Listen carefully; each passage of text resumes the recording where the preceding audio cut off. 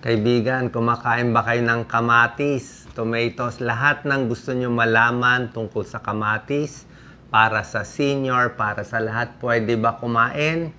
Mas healthy ba ang kamatis o ketchup? Actually, maganda ang mga sasabihin ko mamaya. Yung mga buto ba, pwede ba kainin? May side effect ba ang kamatis? Paano kinakain para ligtas? Okay, maganda po itong na-prepare ko para sa inyo. Unang-una, may pros tsaka may con. Ang kamatis, superfood siya talaga. Marami talagang mga antioxidant, maraming vitamins, maraming minerals. Pwede pang cancer, pang blood pressure, puso, at diabetes. May tulong, sari-saring kamatis, tomato sauce, ketchup. Pero, unang tip, kailangan huhugasan maigi ang kamatis. Uulitin ko, kailangan huhugasan maigi kasi top 10 fruits or vegetable siya na may pesticide. Mabilis siya matamaan ng pesticide, kaya huhugasan maigi. Tignan nyo yung dami ng vitamina niya. Vitamin C niya, yan, 1 cup. Marami naman yung 1 cup. 24 milligrams. Almost 30 to 40% ng kailangan mo sa isang araw. Ganun kataas ang vitamin C niya.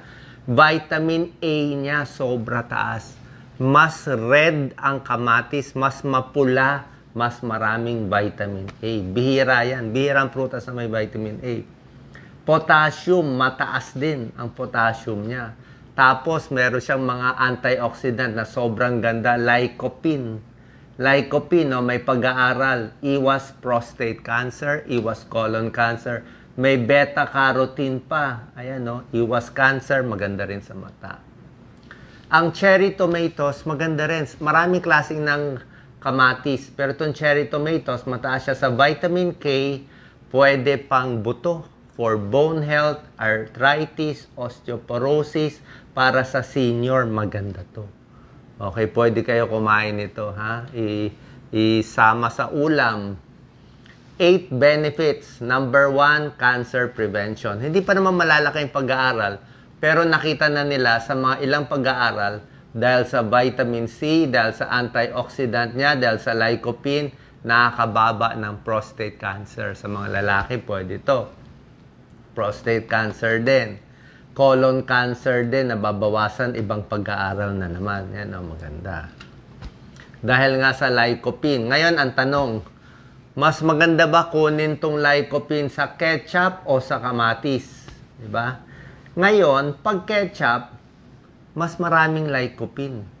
Actually, ang ketchup, tomato sauce, ayon sa mga pag-aaral sa Amerika, 80% ng lycopene needs nila galing sa ketchup, tomato sauce. Ang problema lang sa ketchup, mataas nga lycopene niya. Problema lang, maalat ang ketchup, matamis ang ketchup. So, high salt, high sugar ang ketchup. So, kung may diabetes, sakit sa puso, mas okay ka dito. Kamatis na lang, mas matabang. O, kahit mas mababa yung lycopene nito, pwede ka kumain ng maraming kamatis. Ketchup, hindi mo na pwede ubusin yung isang bote, di ba? Maha-high blood ka rin. So, konting ketchup pwede, pero yung kamatis, tuloy pa rin. Number 2, okay? Number 1, cancer prevention. Number 2, pampababa ng blood pressure kasi nga, high potassium siya. Di ba, tinuturo ko sa inyo? Pagkaing mataas sa potassium, mababa sa sodium, nakakababa ng blood pressure. Binubukan niya widening effects of the arteries. Bilang internist cardiologist, linya ko po to. Kung gusto bumaba ang blood pressure, bawasan ng asin, sodium, damihan ang potassium foods. Ayan, high potassium, low sodium foods. So, 20% less risk of dying on all causes. Napakaganda. Makakahaba pa ng buhay.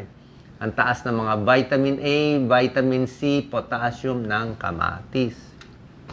Sa puso, maganda ang kamatis dahil marami siyang fiber. Di ba? Fiber, very fibrous siya.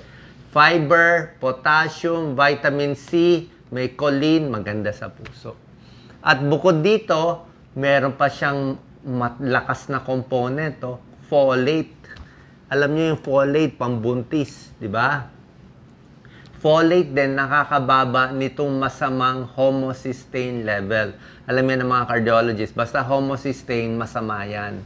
nakaka-inflammation, nakaka-heart attack and stroke. So maraming folate na pagkain, bababa yung homocysteine, bababa yung C-reactive protein, ito yung mga masasama, mababawasan yung atake sa puso at stroke.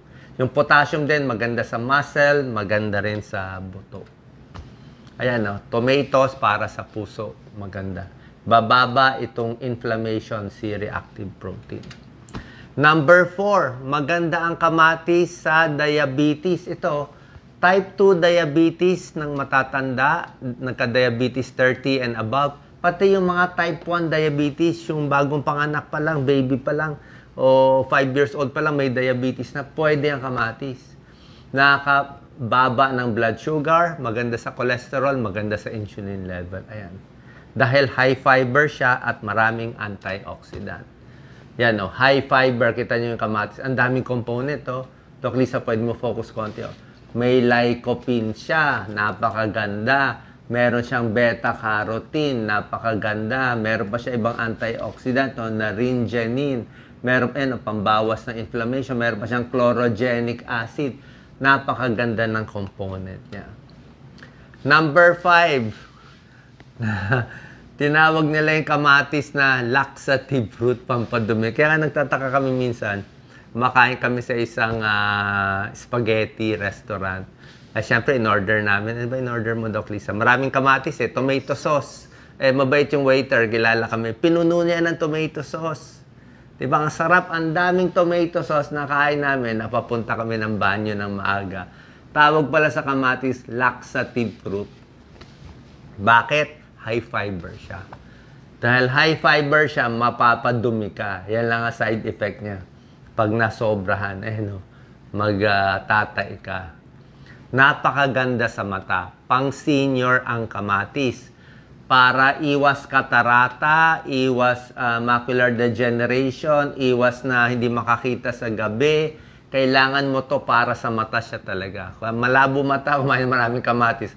Lycopene, lutein, zeaxanthin, beta-carotene, meron siya lahat. Perfect sa mata. Gasan lang maigi, sabi ko, di ba? Healthy skin, mataas vitamin C, mataas ang collagen, iba nga nilalagay pa nga sa mukha, di ba?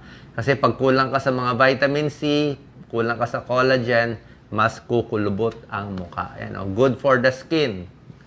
Okay, iwas sunburn, anti-aging sa mukha, pwede.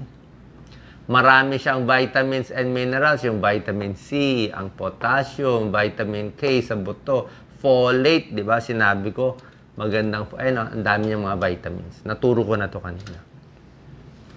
Number 8, super ganda sa buntis at gusto magbuntis. Yung mga gusto magbuntis, kailangan na kayo kumain ng kamatis kasi meron siyang folate.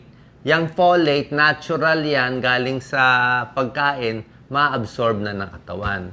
Pag buntis na, bibigyan kayo ng folic acid. Pero yung folic acid, synthetic yun Di ba? Ko-convert pa ng katawan yan. So, maganda to. Sa gusto, good for women who want to become pregnant. Kumain na maraming kamatis para hindi maging abnormal yung baby, biglang mabuntis, lalo na sa first trimester. Pag kulang ka sa folate, magkakaroon ng nerve problem ang bata. Kamatis sa buntis, maraming paraan. Sliced tomato, tomato juice, sama sa ulam tayo with konting patis and asukal, di ba? Kamatis sausawan. Health benefits of tomato, pinakita ko na sa inyo, prevents prostate cancer, sa mata, sa high blood, sa diabetes, sa balat. Ano side effects? Ito problema natin. Okay? May nag-allergy, bihira. Merong oral allergy syndrome.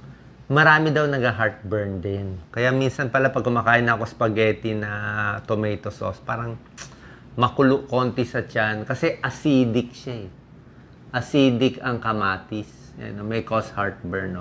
May malic acid, citric acid. Baka tumami yung... Kaya pag may GERD, may heartburn, hinay-hinay sa kamatis. Siguro, kain mo na ng kanin. Kanin, isda, bago lagyan konting kamatis. Hindi rin pwede sobra. In short, masama rin pag sobra. Pag marami din kamatis, bukod sa mahapdi sa tiyan, sa iba, pwede rin magtai. Yan. Kaya huhugasan din maigi. Ngayon, ito ang tanong nyo. Pwede ba kainin ng seeds? Ayan, ang daming seeds, di ba? Nakaka-appendix ba? Actually, hindi siya nakaka-appendix. May pag-aaral na yun, hindi siya nagkakos ng appendix. At yung seeds, pwede kainin, meron siyang, nandyan pala yung fiber. Fibrous yung seeds. Nandyan din yung vitamin C. Okay? Nandyan yung vitamin C, nandyan yung fiber. So, pwede kainin yung seeds. Mahirap rin naman tanggalin eh. Nandyan din yung ibang sustansya. Okay? Maraming paraan kumain ng kamatis. Many ways to prepare. Saan po nakalinaw itong video para mas kumain tayo ng kamatis. Ketchup paminsan-minsan, pero para sa akin, mas low sodium, mas low salt, low sugar itong kamatis natin. Salamat po.